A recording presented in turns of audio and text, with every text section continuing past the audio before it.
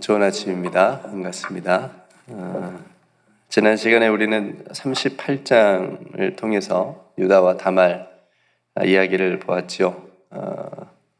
굉장히 흠이 많았고 어떻게 저런 일이 일어날 수 있나 싶을 정도의 그런 사건이었는데도 불구하고 하나님께서 그런 다말을 예수님의 족보에까지 이렇게 들어가게 하는 그런 모습을 보았는데, 하나님의 무조건적인 은혜인 거죠.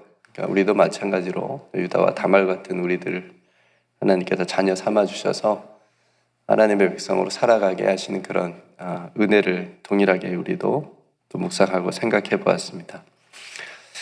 오늘은 39장인데요. 다시 요셉 이야기로 돌아왔습니다. 오늘은 형통에 대한 이야기를 말씀을 통해서 잠깐 나누겠습니다. 요셉은 형들에 의해서 이스마엘 상인들에게 팔리게 됐고요. 그렇게 애굽으로 내려가게 됐습니다.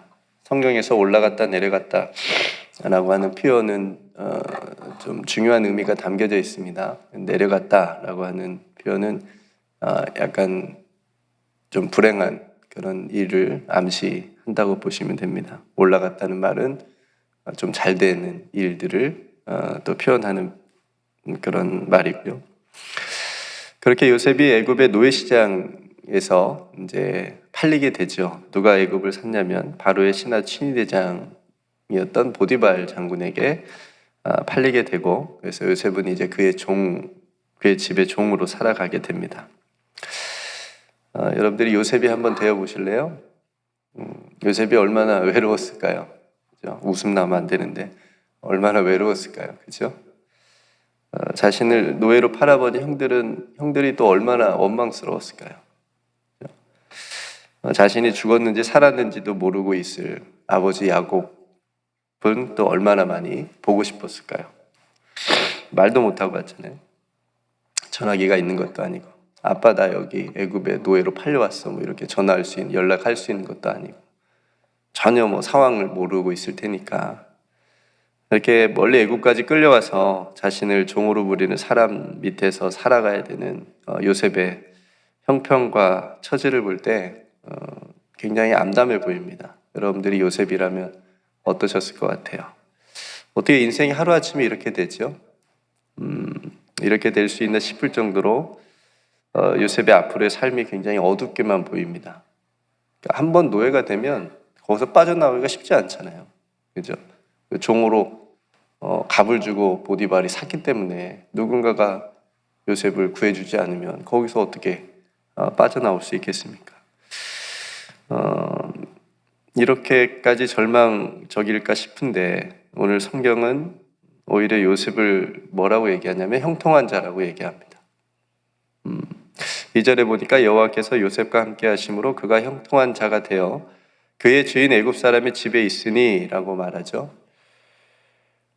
성도 여러분, 가만히 생각해 보시죠. 이 말이 맞는 말인가요? 어딘가 앞뒤가 안 맞지 않아요? 지금 요셉의 상황이 형통한가요? 형통해 보이나요? 형통이라고 말할 수가 있을까요?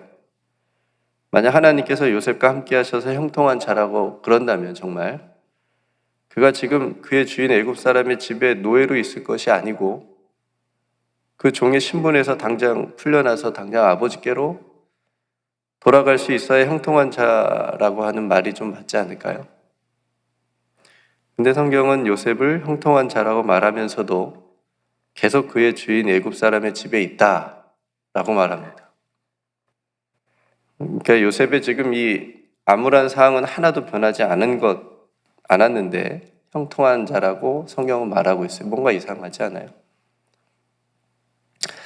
그러니까 이상하게 생각하는 게 정상입니다. 아무 생각이 없으면 안 되고 왜 이런 말을 했지? 라고 생각이 돼야 됩니다. 우리는 왜 이상하게 생각이 되냐면 형통이라고 하는 그 말을 성공이라고 하는 말하고 동의어로 여깁니다. 그렇게 생각을 많이 합니다. 그래서 형통을 성공이라고 말하고 같은 의미로 생각하고 있기 때문에 이건 좀 이상한데 라고 생각이 듭니다. 형통하면 잘 돼야 되고 어떤 사람이 비즈니스가 잘 돼요. 어우, 저 사람 형통한 사람이네. 이렇게 말할 수 있잖아요. 또 성공하고 또 무조건 원하는 대로 되는 모습이 형통하는 자라고 우리는 생각을 하기 때문에 그렇죠. 그렇다면 당장 지금 요셉의 모습은 형통하지 않은 거잖아요. 실패한 모습이잖아요. 어떻게 저렇게 노예가 되는데. 그러니까 성대로 오늘 성경은 우리에게 형통은 세상적인 성공이 아니다라고 하는 그런 공식을 깨트려 주는 겁니다. 성경에서 말하는 형통은 결코 세상에서의 성공을 말하지 않기 때문에 그렇습니다. 그래서 성경이 이렇게 얘기해 주고 있는 겁니다. 그렇다고 무조건적인 실패도 의미하진 않습니다. 성공이나 실패냐가 아니라 하나님이 함께 하시느냐가 중요하기 때문에 그것이 형통이라고 성경이 말하고 있기 때문에 그렇습니다. 우리는 성공이나 실패냐로 따라서 그 결과에 따라서 형통하냐 형통하지 않냐라고 많이 생각을 하죠. 그러니까 하나님과 함께한 성공은 물론 형통한 거고 하나님과 함께한 실패도 실패가 아니라 그것도 성공인 겁니다. 이해되세요? 네. 반대로 하나님과 함께하지 않은 성공은 성공처럼 보여도 그건 실패인 겁니다. 하나님과 함께하지 않은 실패는 이건 무조건 완전한 실패가 되는 거죠. 그런 겁니다. 그러니까 하나님과 함께 했느냐 안 했느냐가 중요한 겁니다.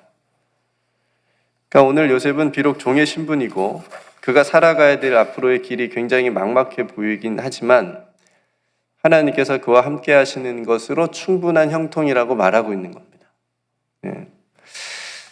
저는 임마누엘을 믿는 예수님, 그러니까 임마누엘로 우리와 함께 하시는 그 예수님을 믿는 사람들은 모두 형통한 사람들이라고 믿습니다. 예. 예수님 믿는 사람들은 다 세상적으로 성공하고 부자가 되고 다 잘 살고 있나요? 그럼 예수님 믿고 있는데 어떻게 살고 계시나요? 한 달 한 달 렌트비 걱정하고 계시지 않나요? 힘든 삶일 수도 있잖아요. 그러니까 세상은 오히려 그 반대일 경우가 많잖아요. 예수님 믿는다고 다 부자가 되고 다 성공하고 기도한 대로 다 이루어지고 그러진 않잖아요. 예수님을 믿기 때문에 오히려 세상의 부정의 길을 따라가지 않고 청빙하게 살아야 되고 예수님을 믿기 때문에 많은 것을 포기해야 될 때도 있고 때론 순교의 자리까지 나아가야 되지 않습니까? 예수님의 제자들은 그랬잖아요. 거의 다 복음 전하다가 거의 다 순교했잖아요. 세상적인 눈으로 보면 다 실패한 인생처럼 보이잖아요. 그걸 결코 형통이라고 볼 수는 없지만 성경은 그들을 형통한 자라고 얘기를 해요. 히브리서 11장에 보면 그들을 다 믿음으로 형통한 사람들이라고 얘기를 분명히 말해줍니다. 그러니까 성도 여러분, 성경이 말하는 형통은 하나님께서 함께 하시는 삶이라고 하는 거예요. 오늘 비록 요셉의 상황이 하나도 나아 보이지 않지만 누군가에 의해서 그 노예 신분에서 구출되지도 않지만 그래서 여전히 보디발의 집의 종으로서 그의 집에 머물러 있지만 그런 요셉과 하나님께서 함께 하셨다는 것. 그래서 요셉이 형통한 자가 될 수 있었다라고 하는 겁니다. 바울과 실라가 한 번은 복음을 전하다가 감옥에 들어간 적이 있어요. 복음을 그렇게 열심히 하는 사람들이 감옥에 들어갑니다. 좋은 일이 생기거나 상을 받거나 그런 일이 별로 없어요. 바울과 실라는 엄청나게 두드러 맞은 적도 있고, 그렇죠? 오해를 받기도 하고, 아무튼 그런 일을 많이 당했습니다. 그러니까 복음을 전했다고 어떤 칭찬이나 상을 받은 것이 아니라 오히려 매를 맞고 깊은 감옥에 갇히게 됐습니다. 그래서 그들이 그 감옥에서 낙심하고 실족하고 시험에 들었을까요? 아닙니다. 오히려 그 감옥에서 하나님을 찬송하고 하나님께 기도했어요. 바울과 실라는 형통한 사람들입니다. 왜요? 감옥에 갇혀 있다는 상황에 마음을 빼앗기지 않았고 오히려 하나님께서 그 감옥에서도 자신들과 함께 하신다는 믿음으로 서 있었기 때문에 찬송이 나오고 기도가 나올 수 있었던 겁니다. 근데 여러분, 우리는 우리들의 환경과 조건을 참 많이 보죠. 현실을 무시할 수 없습니다. 근데 우리는 거기서 형통의 조건을 발견합니다. 이게 내가 잘 돼야 되는데, 내가 원하는 대로 되어야 하나님이 나와 함께 하시는 거고 내가 형통한 거야, 이렇게 생각을 하는 거죠. 그래서 그대로 되죠. 되기도 하죠. 그래서 은혜에 감사하기도 하고 또 기뻐하기도 합니다. 반대로 안 되면요, 여러분 어떠세요? 안 되면 원망하고 불평이 나오고 시험에 들고 실족하죠. 하나님께서 우리에게 원하시는, 우리에게 더 깊은 신앙, 우리에게 가져야 될 더 깊은 신앙은 우리가 원하는 대로, 기도한 대로, 계획한 대로 되지 않을지라도 그 상황과 환경이 아니고 어떤 상황이든 하나님께서 나와 함께 하심을 믿는 거, 이게 굉장히 중요한 겁니다. 앞에서도 말씀드렸지만 그 사람은 형통한 사람이고 형통한 삶을 살아가고 있는 겁니다. 결국은 모든 것이 합력해서 하나님의 뜻이 이루어진다라고 하는 것을 믿으면서 사는 겁니다. 성도 여러분, 다시 한번 물어볼게요. 제가 지금까지 여기까지 많은 이야기를 했는데 요셉은 형통한 자입니까? 네, 형통한 자입니다. 그렇다면 여러분들은 형통한 자입니까? 형통하십니까? 하나님께서 나와 함께 하심을 믿는다면 우리는 아멘 할 수 있어요. 근데 아직도 내 조건이 좀 이 일이 뭔가 잘 돼야 되는데 이렇게 쉽지 않죠. 성도 여러분, 형통은 임마누엘입니다. 하나님께서 우리에게 주신 형통의 은혜는 그 믿음에서 시작되는 줄로 믿습니다. 하나님께서 언제나 나와 함께 하신다는 이 형통의 복을 오늘 또 우리 모두 누리시는 주님의 사랑이 여러분 삶에 가득하기를 주님의 이름으로 축복합니다. 요셉은 형제들보다 자신을 더 사랑하는 아버지 야곱의 일방적인 사랑을 받았을 때 믿음이 자라지 못했어요. 그때는 요셉의 믿음이 전혀 보이질 않았어요. 그런데 지금 오히려 그에게 닥친 삶의 어려움을 통해서 요셉은 새롭게 하나님을 만나고 있어요. 그전에는 아버지 야곱의 사랑으로 자라왔지만 이제는 그런 아버지가 없잖아요. 이제 하나님 사랑, 하나님께서 함께 하신다라고 하는 그 믿음을 의지하면서 나아가야 되는 자리에 서 있게 됐다라는 얘기예요.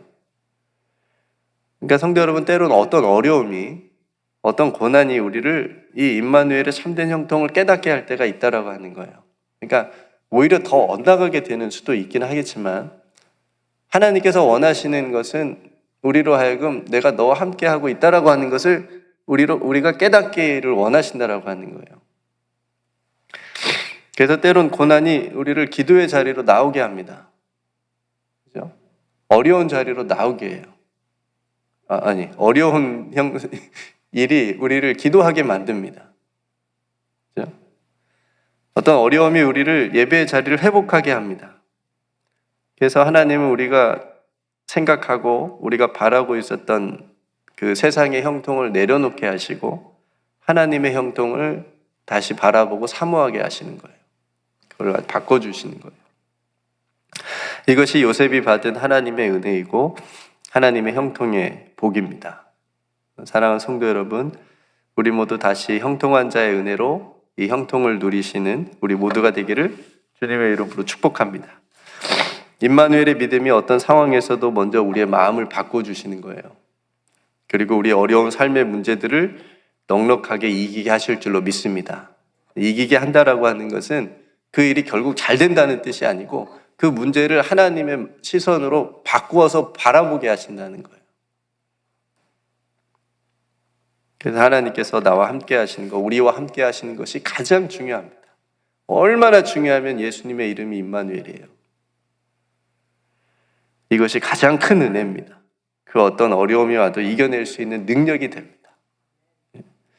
이제 형통이란 말을 묵상하면, 형통이란 말이 여러분들이 단어를 딱 떠올리면 어떤 성공이나 부자나 출세와 같은 단어들이 떠오르지 않고 임마누엘만 떠오를 수 있기를 주님의 이름으로 축복합니다. 형통은 임마누엘이구나. 하나님이 나와 함께 하시는 거구나.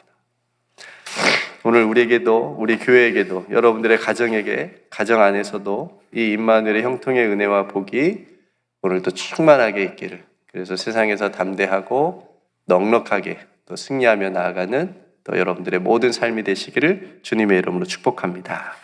함께 기도하겠습니다.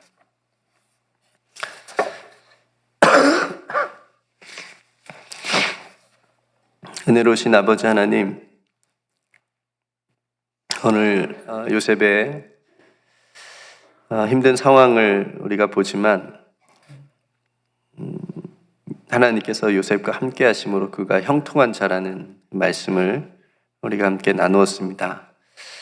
세상적인 눈으로 보면 이게 어떻게 형통한 것인가, 실패한 것 아닌가 라는 생각이 들지만 하나님의 시선으로 보면 하나님께서 함께 하시는 것이 형통인 것을 우리로 다시 깨닫게 해주셔서 우리의 어떤 상황과 환경이 형통의 조건이 되지 않고 오직 하나님께서 우리와 함께 하심이 가장 중요한 조건이 되게 하여 주옵소서. 그래서 평생 우리 남은 모든 생애가 하나님께서 우리와 함께 하신다는 이 형통한 자가 되어 살아갈 수 있는 살아가는 모든 성도들 다 되게 하여 주시옵소서. 모든 것 주님 안에서 주님의 뜻 가운데 아름답게 이루어질 줄로 믿고 인내하고 기도하며 나아가게 하여 주옵소서. 때론 삶의 어려움, 고난들이 우리의 삶에 또 닥쳐오지만 하나님, 그 모든 일들을 통하여 하나님의 마음, 하나님 앞에 더 가까이 나아갈 수 있는 우리들의 신앙이 되게 하여 주옵소서. 오늘도 사랑하는 성도들, 모든 가정, 또 삶의 자리, 또 우리 교회에 이 임마누엘의 형통함이 올 한 해도 충만하게 있게 하여 주시옵소서. 그래서 모든 일을 넉넉하게 이겨내 나아갈 수 있도록 하나님 큰 은총을 베풀어 주옵소서. 오늘도 우리에게 베풀어 주신 모든 은혜 하나님께 감사드리고 하나님 앞에 기도하는 그 기도 제목, 또 기도의 자리, 기도의 시간 안에서 하나님께서 함께 하심을 경험할 수 있는 은총을 베풀어 주옵소서. 베풀어 주신 모든 은혜 감사드리며 예수님의 이름으로 간절히 기도드리옵나이다. 아멘.